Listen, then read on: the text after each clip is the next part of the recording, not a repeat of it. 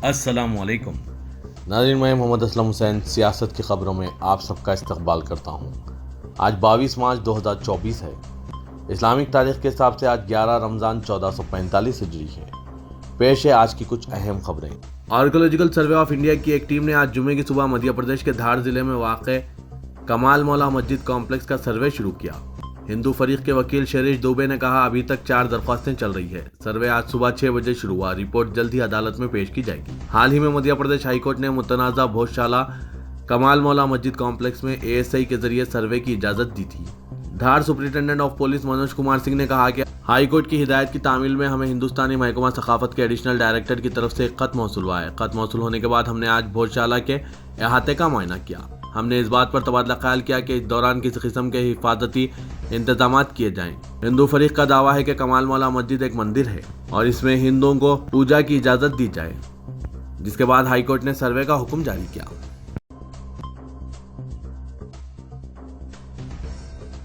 Enforcement directorate यानी ED ने जुमेरात की रात दिल्ली के वज़ीर आला अरविंद केजरीवाल को दिल्ली शराब की पॉलिसी से मुतालिक मनी लॉन्ड्रिंग केस में गिरफ्तार कर लिया। ईडी की टीम जुमेरात की शाम अरविंद केजरीवाल की रिहायशगाह पहुंची थी। तकरीबन 2 घंटों की पूछगछ और रिहायशगाह में तलाशी के बाद ईडी ने केजरीवाल को गिरफ्तार कर लिया। सेंट्रल इन्वेस्टिगेशन एजेंसी इन्हें तकरीबन 11:30 बजे अपने हेडक्वार्टर ले गई, जहां इनका मेडिकल चेकअप किया गया। अरविंद केजरीवाल ने अपनी गिरफ्तारी को सुप्रीम कोर्ट में चैलेंज किया है, जिस पर आज समाअत हो सकती है। जराये के मुताबिक अरविंद केजरीवाल को ईडी लॉकअप में रखा गया। जिस कमरे में इन्हें रखा गया वो एयर कंडीशन है। डॉक्टरों की टीम आज जुमे की सुबह दोबारा इनका मेडिकल चेकअप कर रही है। मेडिकल चेकअप के बाद इन्हें अदालत में पेश किया जाएगा। ईडी ने अरविंद केजरीवाल की रिहायशगाह से कुछ इलेक्ट्रॉनिक गैजेट्स और दस्तावेजात भी जब्त कर लिए हैं। कौमी दारकूमत दिल्ली में भारतीय जनता पार्टी के हेडक्वार्टर पर आम आदमी पार्टी के रहनुमा और कारकुनों के एक मंसूबाबंद एहतजाज के पेश नज़र दिल्ली पुलिस ने इलाके में सख्त हिफाजती इंतजाम कर दिए हैं। आम आदमी पार्टी लीडर और दिल्ली के वजीर गोपाल राय ने कहा था कि पार्टी के सीनियर लीडरों ने आज जुमे को बीजेपी हेडक्वार्टर के बाहर एहतजाज करने और साथ ही सुप्रीम कोर्ट जाने का फैसला किया है, जिसमें इन्फोर्समेंट डायरेक्टरेट के जरिए चीफ मिनिस्टर और अरविंद केजरीवाल की गिरफ्तारी के पेश नज़र ये एहतजाज किया जा रहा है। बीजेपी हेडक्वार्टर की तरफ से जाने वाली सड़कों पर भारी अहलकारों की तैनाती और कसीर रुकावटें लगाई गई है, जहां सीएम केजरीवाल की गिरफ्तारी के रद्देअमल में आम आदमी पार्टी के अरकान जमा होने वाले हैं।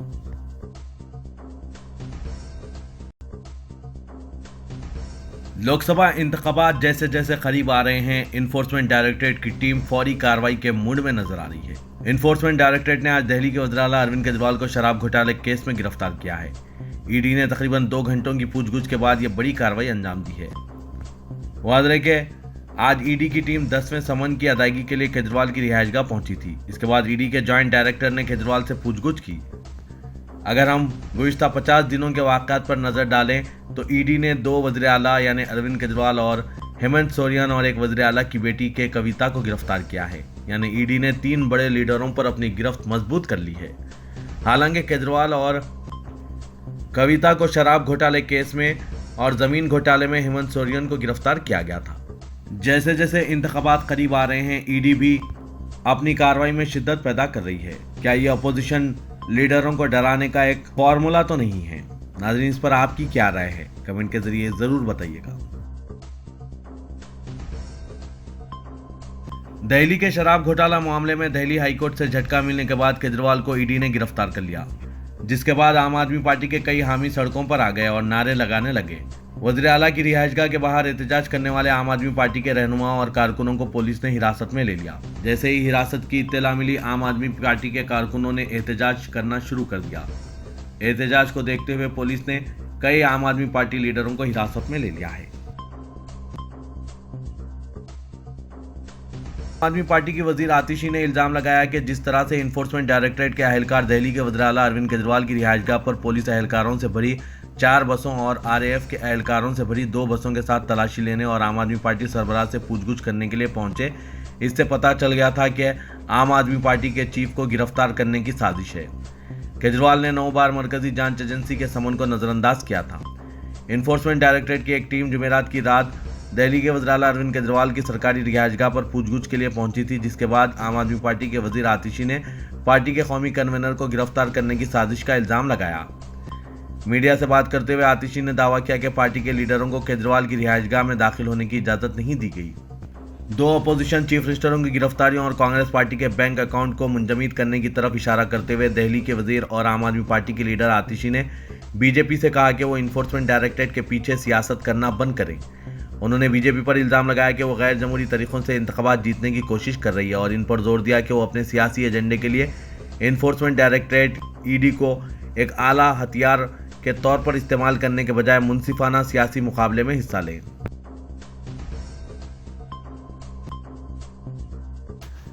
जम्मू कश्मीर के साबिक वज़ीर आला और पीपुल्स डेमोक्रेटिक पार्टी की सदर महबूबा मुफ्ती ने दिल्ली के वज़ीर आला अरविंद केजरीवाल की इन्फोर्समेंट डायरेक्टरेट की जानिब से गिरफ्तारी की मजम्मत की और इसे सियासी इंतकाम की कार्रवाई और बढ़ती आमिरियत की अलामत करार दिया। पीडीपी के सरबराह ने दावा किया कि इस इक़दाम ने हुक्मरान भारतीय जनता पार्टी के इन खदशात को बेनकाब कर दिया है कि वो इंतखाबात के इनेकाद से कबल ही हेरा फेरी के लिए मायूस कुन इक़दाम का सहारा ले रही हैं।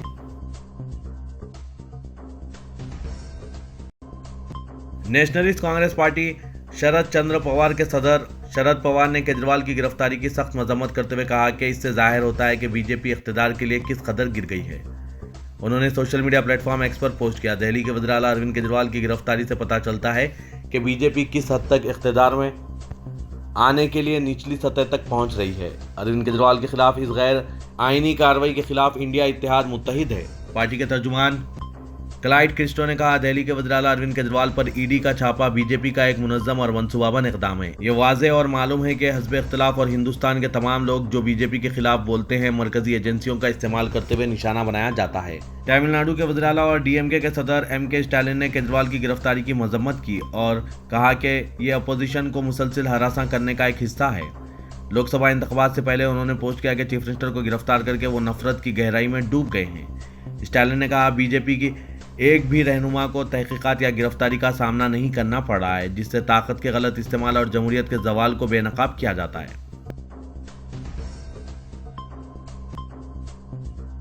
सुप्रीम कोर्ट ने 2 नए इलेक्शन कमिश्नर्स की तकर्रुरी पर अबूरी रोक लगाने का मुतालबा करने वाली अर्जी को खारिज कर दिया, लेकिन नए कानून पर गौर करने के लिए तैयार हो गया।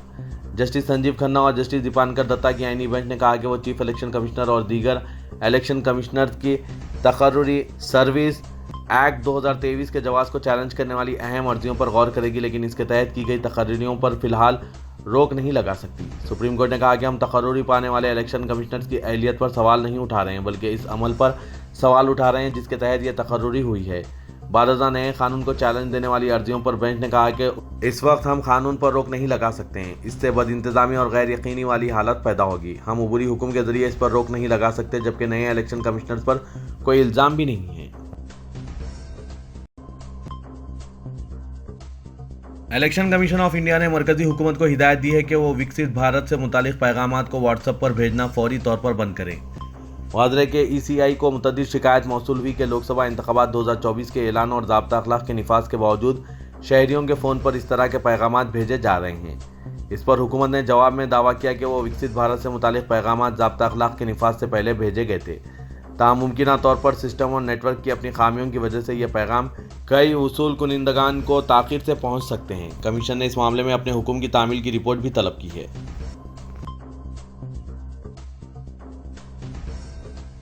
महाराष्ट्र के शहर मुंबई के थाने के मीरा रोड के रिहायशियों ने जुमेरात को फिर एक मरतबा बॉम्बे हाईकोर्ट से रुजू हुए और महाराष्ट्र के बीजेपी रुकने असेंबली नीतीश राणे, बीजेपी की हिमायत करने वाली आज़ाद रुकने असेंबली गीता जैन और तेलंगाना के भारतीय जनता पार्टी के रुकने असेंबली राजा सिंह के खिलाफ फिरकाराना फसादात के दौरान और बाद में मुबैना नफरत अंगेज तकारीर करने पर FIR दर्ज करने का मुतालबा किया।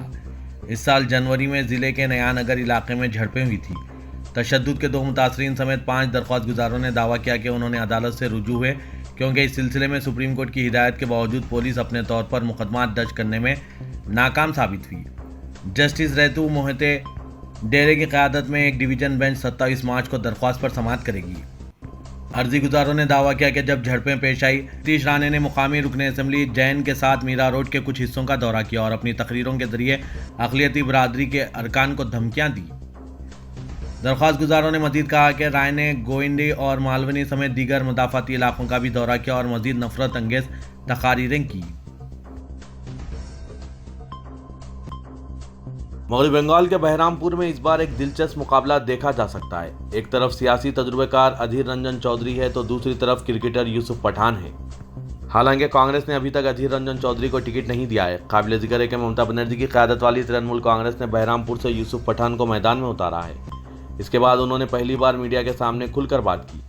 उन्होंने कहा कि अधीर रंजन चौधरी 5 बार MP रह चुके हैं, लेकिन वक्त बदलता है और बदलाव अच्छे के लिए होता है। लोकसभा इंतखाबात की तैयारियों के सिलसिले में तेलंगाना के वज़ीर-ए-आला रेवंत रेड्डी ने लोकसभा हल्के जात की सतह पर जायजा इजलास का आगाज कर दिया है। तेलंगाना के वज़ीर-ए-आला रेवंत रेड्डी ने अपने इंतखाबी हल्के जुबली हिल्स के कायदीन के साथ इजलास मुनक्किद करते हुए लोकसभा चुनाव में इस हल्के से कांग्रेस उम्मीदवार की भारी अक्सरियत से कामयाबी को यकीनी बनाने का मशवरा दिया। इजलास में साबिक रुकने पार्लियामेंट मधु याचकी गौर, रुकने council P Mahender Reddy, P Sunitha Mahender Reddy, साबिक अरकान असेंबली सुधीर रेड्डी, हनुमंत राव, सदर जिला कांग्रेस रंगारेड्डी, नरसिम्हा रेड्डी और दीगर कायदीन ने शिरकत की। इजलास से खिताब करते हुए रेवंत रेड्डी ने कहा कि मलकाजगिरी लोकसभा हल्के के अवाम का हमेशा शुक्रगुजार रहूंगा, जिनकी सरपरस्ती के नतीजे में आज मैं चीफ मिनिस्टर के ओहदे पर फायज हूँ। उन्होंने कहा कि BRS दौरे हुकूमत में कांग्रेस कायदीन को खरीद लिया गया था, लेकिन कारकुनों ने मुझे अपने कंधे पर बिठाकर लोकसभा चुनाव में कामयाबी से हमकिनार किया। चीफ मिनिस्टर ने कहा कि 2964 पोलिंग बूथ्स में कांग्रेस कारकुनों ने फौजी जवानों की तरह पार्टी की कामयाबी के लिए मेहनत की थी। मलकाजगिरी मुल्क का सबसे बड़ा लोकसभा हल्का है। मलकाजगिरी से कामयाबी के बाद मैं चीफ मिनिस्टर के ओहदे पर फायज हुआ हूँ। उन्होंने कहा कि 2019 में मलकाजगिरी लोकसभा हल्के से KCR के जवाल का आगाज हुआ। चीफ मिनिस्टर ने कहा कि हुकूमत के 100 की तकमील के बाद हुक्मरानी पर तवज्जो मरकूज की गई है। अवाम से जिन 6 जमानतों का वादा किया गया था, इनमें से 5 पर अमलावरी शुरू हो चुकी है।